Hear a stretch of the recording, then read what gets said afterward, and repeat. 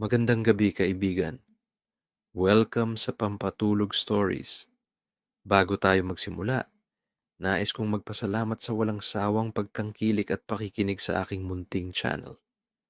Ang bawat pagbisita mo rito ay napakahalaga para sa akin at ang hangarin ko ay mabigyan ka ng katahimikan at ginhawa bago ka pumikit at magpahinga. Paalala lamang, ito lang ang nag-iisa at opisyal na Pampatulog Stories channel. Kaya dito mo lang maririnig ang mga natatanging kwento na aming ginagawa para magdala ng kapayapaan, aliw, at kaunting pagninilay bago ka matulog. At ngayon, nais ko munang ipaalala na ang kwentong ito ay hango lamang sa paglalakbay ni Hack at ng kanyang kaibigan na si Jim. Ngunit iniba namin ito ng kaunti upang maging mas payapa, simple, at angkop para sa isang kwentong pampatulog. Kaya huminga ka ng malalim at hayaang dalhin ka ng kwento sa isang mabagal at nakaka-relax na paglalakbay sa isang maliit at tahimik na bayan. Sa tabi ng isang napakahabang ilog, nakatira si Hak, isang batang mahilig magtanong, maglakad-lakad, at mangarap. Ang ilog na iyon ay parang walang katapusan. At ang sabi ng matatanda, kung susundan mo ang agos nito, dadalhin ka nito sa mga lugar na hindi mo pa nakikita sa buong buhay mo. Isang gabi, habang ang mga alitaptap ay kumikislap sa paligid, naglakad si Hak papunta sa lumang pantalan. Umupo siya roon at pinanood ang mga alon.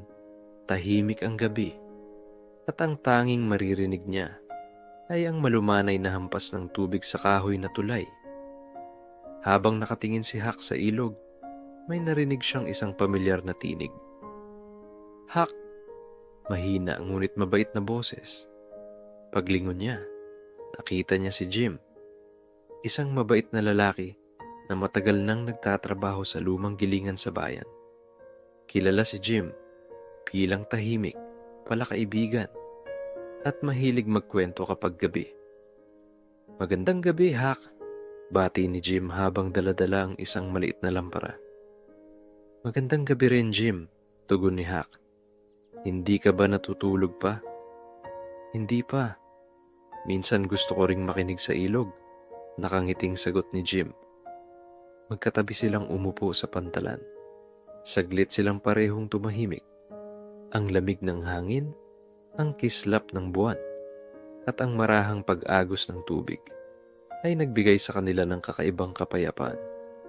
Jim, tanong ni Hak, sa tingin mo, saan kaya humahantong ang ilog na to? Napangiti si Jim. Hindi ko alam, pero alam ko na kapag sinundan natin yan, may matutuklasan tayong maganda. Hindi kailangang magmadali. Minsan, ang paglalakbay ay mas masarap kapag mabagal. Napaisip si Hak. Hindi siya sanay sa mga bagay na mabagal. Pero sa gabing iyon, may kung anong kakaibang naramdaman siya. Parang gusto niyang sundan ng ilog, kasama si Jim. At doon nagsimula ang ideya. Jim, nakangiting sabi ni Hak, gusto mo bang maglayag tayo? Nagulat si Jim sa tanong. Pero saglit lang iyon at agad din siyang ngumiti. Kung yan ang gusto mo, Hak, sasamahan kita. Pero tandaan mo, hindi ito tungkol sa kung gaano kabilis tayo makarating, kundi kung gaano natin maa-appreciate ang paglalakbay. At kaya nga kinabukasan, sa ilalim ng mapusyaw na araw, naghanda sila. Isang lumang balsa ang kanilang ginamit, kahoy na medyo luma pero matibay pa. Dala nila ang ilang gamit, kaunting pagkain, kumot, at ang lampara ni Jim. Habang inihahanda nila ang balsa, ramdam ni Hak ang kakaibang saya. Jim, sabi niya, sigurado ka bang okay lang ito? Ngumiti si Jim. Hak, minsan kailangan mong sumubok para malaman mo kung ano ang naghihintay sa'yo. Dahan-dahan nilang itinulak ang balsa sa tubig. At nang sila ay lumayo na sa pampang, ramdam nila ang malumanay na pag-uga ng ilog. Tahimik, payapa. Jim, mahinang bulong ni Huck. Ang sarap pala nito. Oo, sagot ni Jim. Parang pinapakalma ka ng ilog. Habang lumalayo sila, ang bayan ay unti-unting nagiging maliliit na ilaw sa malayo. Sa halip na kabahan, nakaramdam si Huck ng kapanatagan. Parang sa wakas, malayo siya sa gulo, ingay, at pagmamadali. Huck, sabi ni Jim habang nagkakape gamit ang lumang lata. Alam mo ba kung ano ang pinakagusto ko sa ganitong paglalakbay? Ano yon? Tanong ni Huck. Ang katahimikan, sagot ni Jim. Kapag tahimik ang paligid, maririnig mo ang sarili mong puso. Hindi mo kailangan ng maraming salita. Minsan, sapat na ang tahimik na pag-upo at ang pakikinig sa ilog. Napangiti si Huck. Hindi niya iyon naisip noon. Lagi siyang puno ng tanong. Pero ngayon, parang gusto niyang manahimik lang at makinig sa agos. Habang gabi na muli, nakahiga sila sa balsa. Ang lampara ni Jim ay marahang umiilaw at ang buwan ay tila naglalakad sa ibabaw ng tubig. Jim, mahinang tawag ni Huck. Sa tingin mo, may kwento ang ilog? Ngumiti si Jim. Oo, lahat ng agos nito may daladalang lihim. Pero hindi mo kailangang intindihin lahat. Minsan, maganda na ang hayaan mo lang itong dumaan. At doon, unti-unting pumikit si Huck habang ang balsa ay dahan-dahang sumasabay sa alon. Hindi niya alam kung saan sila dadalhin. Pero sa unang gabi ng kanilang paglalakbay, natutunan niyang hindi lahat kailangang alamin agad. Minsan, ang paglalakbay ay tungkol lang sa pagtulog ng payapa habang ang ilog ang nagdadala sa iyo. Dahan-dahan silang gumising kinabukasan. Ang unang liwanag ng araw ay banayad na dumadampi sa kanilang mukha at ang malamig na simoy ng hangin mula sa ilog ay nakakapreskong maramdaman. Si Huck ay dumilat at agad na napangiti. Jim, mahinang bulong niya. Ang ganda pala ng umaga sa gitna ng ilog. Ngumiti si Jim habang humihigop ng mainit na tsaa. Oo, Huck. Dito, wala kang ibang maririnig kundi ang kaluskos ng tubig at awit ng mga ibon. Para bang ang buong mundo ay natutulog pa at tayo lang ang gising. Habang patuloy ang kanilang paglalayag, ramdam nila na mas lalong humuhupa ang ingay ng isip nila. Walang pagmamadali. Wala ring dapat patunayan. Basta't humihinga at nakikinig sila sa agos. Makalipas ang ilang oras, napansin ni Huck ang isang bagay. Jim, tingnan mo. Sa may dulo, parang may kakaibang puno. Pinagmasdan nilang mabuti. Ang puno ay nakatayo malapit sa gilid ng pampang. Iba ito sa lahat ng punong nakita nila. Ang mga dahon nito ay tila may maliliit na kislap. Parang mga bituin na nahulog mula sa langit at nanatili roon. Parang may liwanag yung mga dahon, bulong ni Huck. Oo nga, sagot ni Jim. Medyo nakangiti.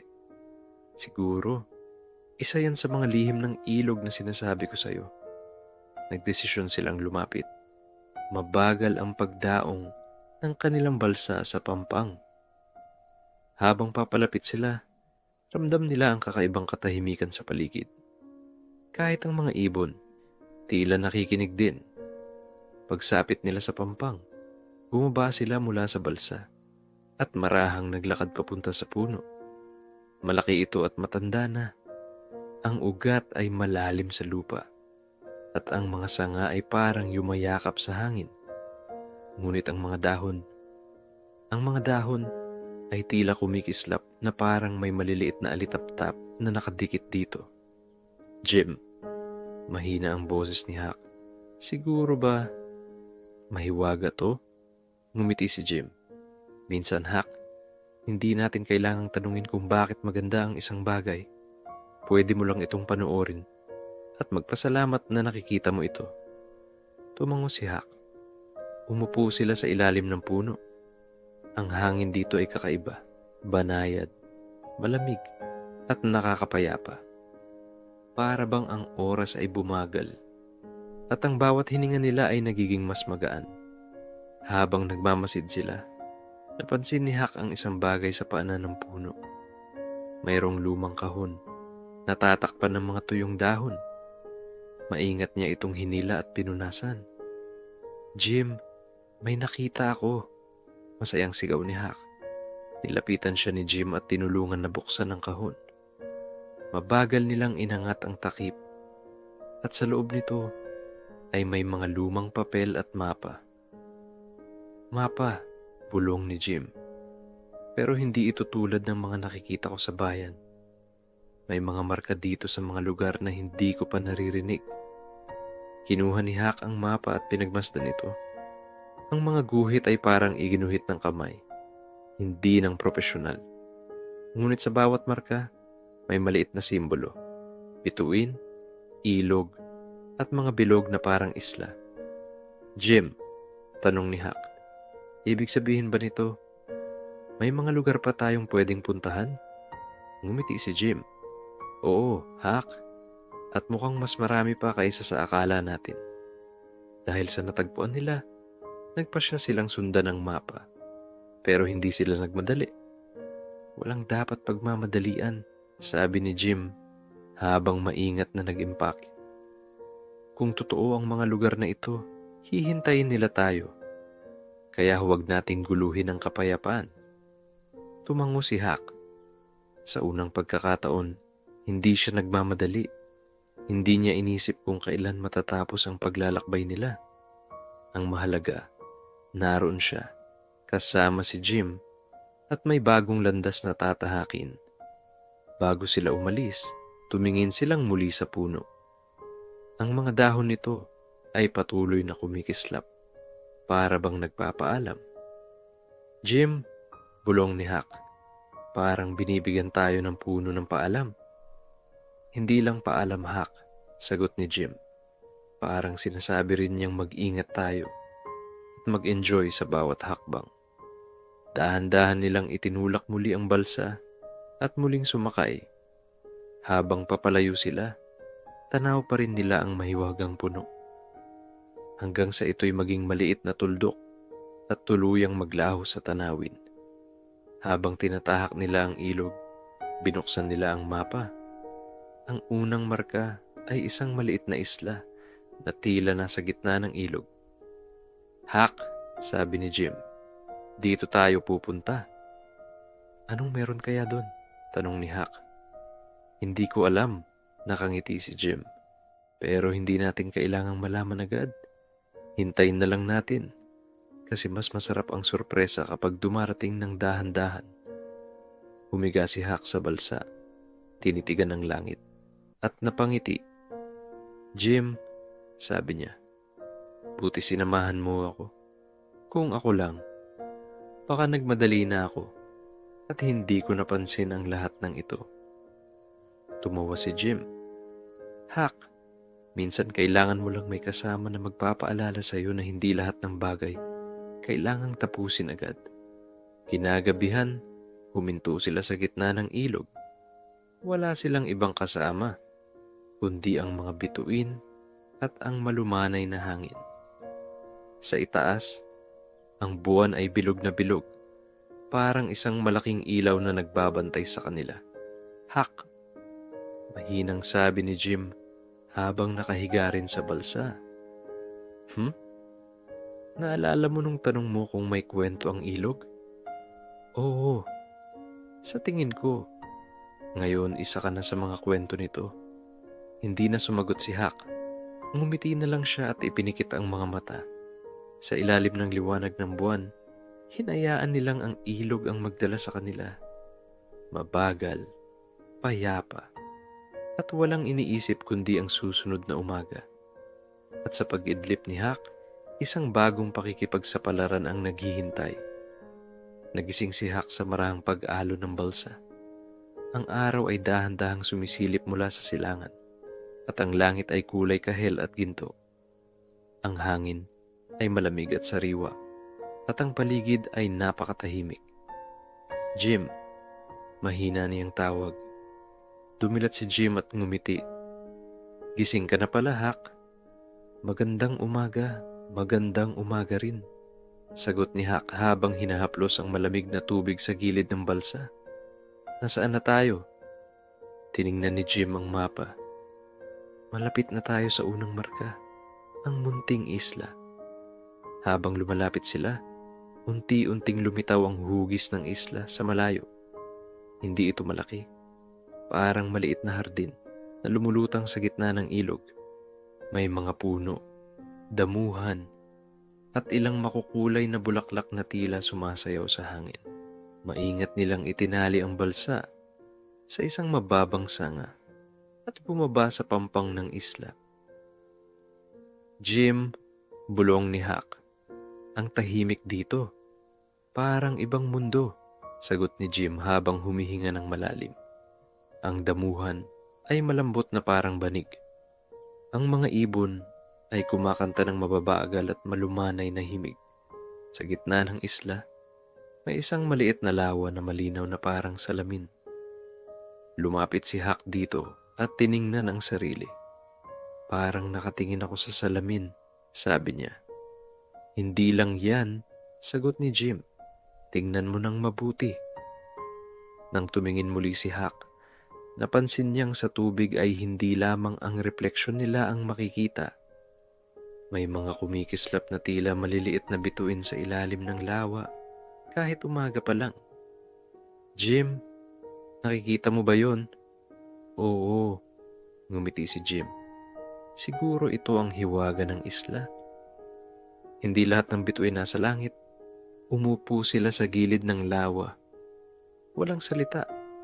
Pinanood lang nila ang maliliit na kislap na parang kumikindat mula sa ilalim ng tubig. Ang bawat liwanag ay banayad, hindi nakakasilaw, at tila nang aanyaya ng kapayapaan. Jim, mahinang tanong ni Hak, pwede kaya nating abutin ng mga bituin na yan? Hindi na kailangan, Hak, sagot ni Jim. Minsan mas maganda silang panoorin lang mula sa malayo. Ang mga bagay na hindi mo maabot, sila ang nagpapaalala sa iyo na may mas malaki pang mundo. Napangiti si Hak. Hinayaan na lang niyang humaplos ang malamig na tubig sa kanyang mga daliri. Ang bawat pagdampi ay parang banayad na musika na nagdadala sa kanya ng kapanatagan. Habang nililibot nila ang isla, nakakita sila ng isang maliit na kubo na gawa sa kahoy at dahon. Mukhang matagal nang walang nakatira dito, ngunit maayos pa rin. Jim, may kubo. Masayang sigaw ni Hak. Baka pwede tayong magpahinga dyan, sabi ni Jim. Pumasok sila sa loob. May lumang mesa, 2 bangko, at isang bintanang nakaharap sa lawa. Wala mang tao. Ramdam nila ang mainit na pakiramdam na parang iniwan iyon para sa kanila. Nagpasya silang magpahinga roon. Inilapag nila ang kanilang mga gamit, kumain ng kaunting pagkain, at umupo sa bintana habang pinapanood ang lawa. Jim, tanong ni Hak, sa tingin mo, may nakatira ba rito noon? Siguro, sagot ni Jim. At malamang, tulad natin, gusto rin nila ng katahimikan. Habang dumarating ang hapon, ang araw ay dahan-dahang lumulubog at ang kulay ng langit ay nagiging kahel, rosas, at unti-unting asul. Si Hak ay humiga sa damuhan, nakatingala sa mga ulap. Si Jim naman ay nag-ihaw ng isda na kanilang nahuli sa ilog. Jim, mahinang sabi ni Hak habang nakatingin sa langit, hindi ko alam na pwede palang maging ganito katahimik ang mundo. Yan ang regalo ng paglalakbay, Hak, sagot ni Jim. Hindi lang ito tungkol sa pagpunta sa kung saan, kundi tungkol sa pagtigil at paghinga. Nagtawanan sila ng mahina. Walang pagmamadali. Wala ring iniisip na problema. Ang isla ay tila nagiging panandali ang tahanan nila. Nang dumating ang gabi, nagulat si Hak. Ang lawa na kanina ay puno ng maliliit na bituin Ngayon ay mas maliwanag pa. Parang daan-daang ilaw ang lumulutang sa ilalim nito. Jim, ang ganda, bulong ni Hak. Oo, sagot ni Jim habang nakaupo sa tabi niya.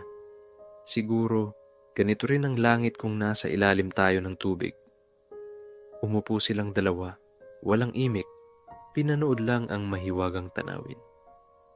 Ang malamig na hangin, ang mga bituin sa langit, at ang mga kislap sa lawa ay nagsanib, at ang mundo ay tila huminto. Hak, sabi ni Jim, kung minsan, ang mga ganitong sandali ang dahilan kung bakit hindi mo kailangang magmadali. Dahil kapag nagmamadali ka, baka hindi mo makita ang ganitong ganda. Tumango si Hak. At sa gabing iyon, natulog sila sa tabi ng lawa habang ang mga bituin, sa langit man o sa tubig, ay nagbabantay sa kanila. Kinabukasan, ginising si Hak ng amoy ng sariwang hangin at ang huni ng mga ibon mula sa munting isla. Dahan-dahan siyang dumilat at nakita si Jim na nakaupo sa tabi ng balsa, nakatingin sa mapa na nakuha nila mula sa mahiwagang puno. Jim, mahina niyang tawag. Ngumiti si Jim. Magandang umaga, Hak. Handang-handa ka na ba sa susunod na parte ng ating paglalakbay? Tumango si Hak habang nag-uunat. Saan tayo susunod? Itinuro ni Jim ang mapa. May isang baryo rito, malapit lang sa agos ng ilog. Sabi ng marka, napakabait daw ng mga tao ron. Bago sila umalis, muling tumingin si Hak sa laawan ng mga bituin. Kahit araw na, may mumunting kislap pa ring nananatili sa ilalim ng tubig. Jim, sabi ni Hak, parang ayaw ko pang umalis dito. Ngumiti si Jim. Pwede tayong bumalik dito balang araw. Pero ngayon, kailangan nating ituloy ang paglalakbay. Maingat nilang isinakay ang kanilang gamit sa balsa at muling sumagwan. Habang unti-unting lumalayo, ang isla ay tila kumakaway sa kanila. Tahimik, payapa, at parang nagsasabing mag-ingat kayo. Habang bumabaybay sila sa ilog, ramdam nila ang pagbagal ng lahat. Ang hangin ay malamig, ang araw ay banayad ang init, at ang mga ulap ay tila naglalakad sa langit. Si Hak ay nakahiga lang sa balsa, habang si Jim ay dahan-dahang nagsasagwan. Jim, tanong ni Hak, sa tingin mo ba maraming tao sa baryo? Marahil, sagot ni Jim. Pero sigurado akong mababait sila. Hindi ka dadalhin ng ilog sa isang lugar na hindi ka tatanggapin. Ang mga salitang iyon ay nagbigay kay Hak ng kapanatagan. Sa unang pagkakataon, hindi siya natatakot sa bago. Bagkus, nasasabik siyang makilala ang mga taong iyon. Pagdating nila sa baryo, agad silang sinalubong ng mga batang naglalaro sa pampang. Ang mga bahay ay gawa sa kahoy, may malalawak na bintana at napapalibutan ng mga puno at bulaklak. Ang mga tao roon ay nakangiti at kumakaway. Magandang araw, sigaw ng isang matandang babae na nakasuot ng simpleng damit. Mga manlalakbay ba kayo? Opo, sagot ni Jim habang nakangiti. Dumaan lang kami dito para magpahinga. Halina kayo, anyaya ng matanda. May pagkain kami rito. Hindi pwedeng umalis ang mga bisita ng hindi busog. Nagkatinginan si Hak at Jim at sabay na napangiti. Ang baryo ay parang tahanan, kahit hindi pa nila ito nakikita dati. Sa gitna ng baryo, pinakilala sila sa mga tao roon.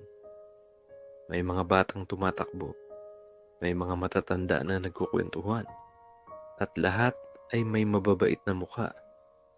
Pinakain sila ng mainit na sopas at tinapay na bagong hurno.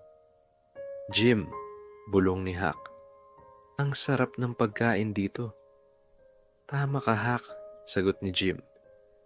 Pero mas masarap ang pakiramdam kapag may nag-aalok sa iyo nito nang may ngiti. Pagkatapos kumain, inimbitahan sila ng mga bata na maglaro. Si Hak ay nakipaghabulan, habang si Jim naman ay nakipagkwentuhan sa mga matatanda. Wala silang naramdamang pagod. Habang naglalakad sila sa paligid, may lumapit na isang matandang lalaki kay Jim. "Alam mo," sabi ng matanda, "maraming manlalakbay ang dumadaan dito. Pero kakaiba kayo, kasi hindi kayo nagmamadali." Ngumiti si Jim. "Naniniwala kami na ang paglalakbay ay hindi tungkol sa bilis, kundi sa dami ng alaala." Tumango ang matanda at nilagay ang kanyang kamay sa balikat ni Jim. "Kung ganun, tamang-tama ang pagdating ninyo rito. Ang baryong ito ay lugar para sa mga taong marunong magpahinga." Kinagabihan, pinatuloy sila ng mga taga-baryo sa isang maliit na kubo. Si Hak ay humiga sa banig at si Jim naman ay umupo sa tabi ng bintana. Sa labas, kita nila ang ilog na kumikislap sa ilalim ng buwan. "Jim," bulong ni Hak, "hindi ko akalain na ganito kaganda ang paglalakbay." Ngumiti si Jim. "Hak, tandaan mo, ito pa lang ang simula. Marami pa tayong makikitang kagandahan." At sa gabing iyon, nakatulog sila sa gitna ng katahimikan ng baryo, habang ang malamig na hangin at ang huni ng mga kuliglig ay nagdala sa kanila sa mahimbing na pagtulog.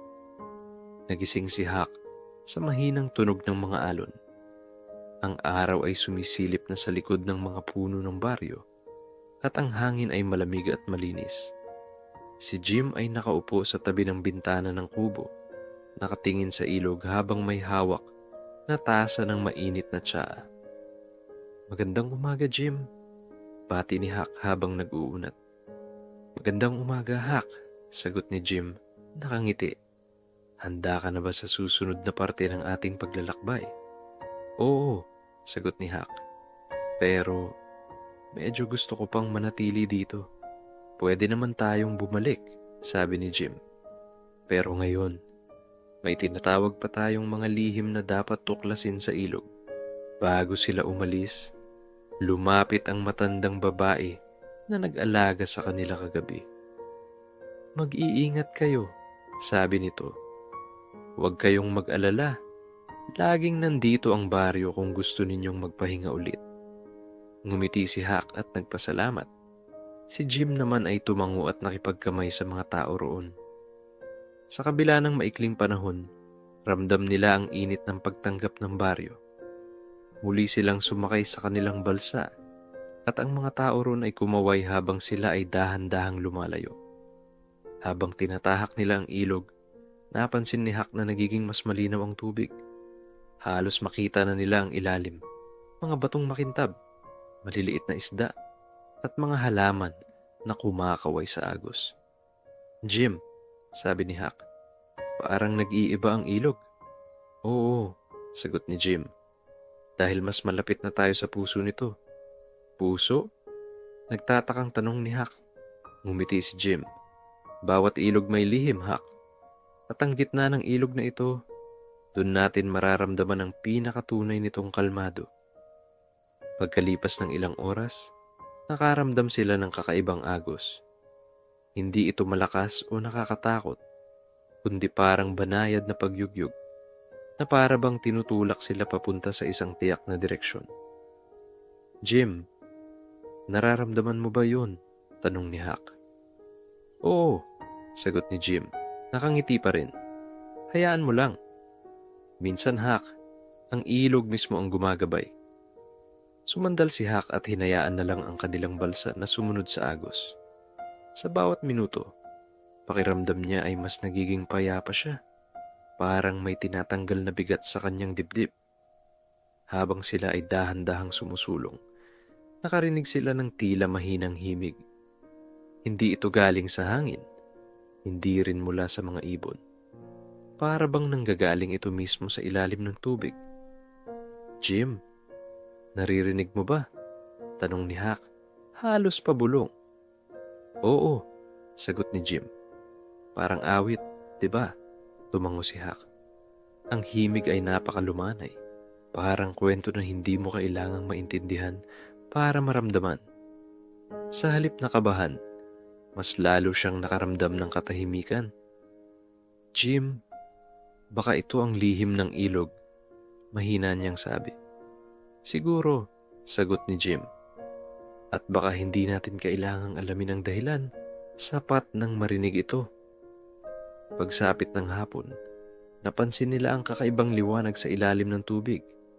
Hindi ito araw, hindi rin bituin. Parang may mga munting ilaw na gumagalaw kasabay ng agos. Jim, tingnan mo, sigaw ni Huck. Oo, bulong ni Jim. Ito na yon, Huck, ang sinasabi kong puso ng ilog. Dahan-dahan silang lumapit sa gitna. Ang ilaw ay kumikislap na parang mga maliliit na alitaptap sa ilalim ng tubig. Ang kanilang balsa ay tila lumulutang sa ibabaw ng isang mahiwagang mundo. Huck, mahinang sabi ni Jim, subukan mong pumikit. Ha? Bakit? Makinig ka lang sa agos, sa tunog ng tubig, at sa himig ng ilog. Sumunod si Huck. Ipinasara niya ang kanyang mga mata. Ang narinig niya lamang ay ang pag-agos ng tubig, ang mahinang tugtugin mula sa ilalim, at ang banayad na hangin na dumadampi sa kanyang balat. At sa sandaling iyon, wala siyang ibang naramdaman kundi kapayapaan. Jim, bulong ni Huck. Parang ayokong matapos ang paglalakbay na ito. Hindi matatapos ang paglalakbay, Huck, sagot ni Jim. Kahit umuwi tayo, dala natin ang ilog na ito sa ating isipan. Pagkatapos ng mahabang araw, nagpasya silang magpahinga sa isang maliit na pampang. Dito, may damuhan na malambot na parang unan, at ang paligid ay puno ng mga bulaklak na mabango. Jim, bulong ni Huck, dito na tayo matulog? Oo, sagot ni Jim. Hayaan nating ang ilog ang magbantay sa atin ngayong gabi. Nahiga sila sa damuhan, nakatingala sa langit. Ang mga bituin ay kumikislap, at ang ilog ay humuhuni pa rin ng mahinang himig.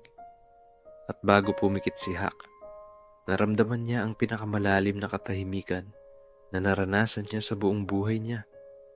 Kinabukasan, nagising si Huck sa banayad na paghipo ng hangin. Ang araw ay nagsisimula ng sumilip, at ang ilog ay tila kumikislap sa liwanag nito. Si Jim ay nakaupo sa tabi, nakatingin sa tubig na parang may iniisip.